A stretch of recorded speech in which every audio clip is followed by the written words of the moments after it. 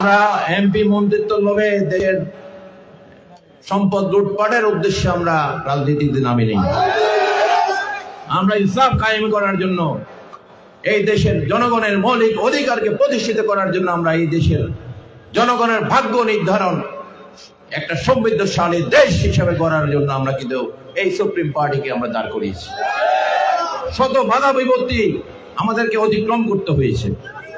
আমাদের প্রত্যেকটা থানার নেতা কর্মীরা অক্লান্ত পরিশ্রম করেছে। সুতরাং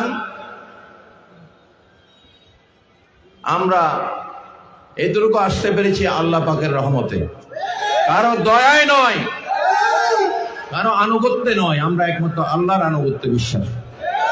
আতিউল্লাহ ওয়া আতিউর রাসূল, আল্লাহ এবং আল্লাহর রাসূলের আনুগত্য করি আমরা। আর জনগণের সেবা করার জন্য আমরা এসেছি। আমাদেরকে প্রতিটা গ্রামে গ্রামে আমাদেরকে জনগণের জন্য মানব সেবা থেকে শুরু করে প্রতিটা ক্ষেত্রে তাদের চাওয়া পাওয়াকে প্রাধান্য দিয়ে আমরা ইনশাল্লাহ এই বাংলাদেশ সুপ্রিম পার্টিকে আমরা এগিয়ে নিয়ে যাবো ইনশাল্লাহ।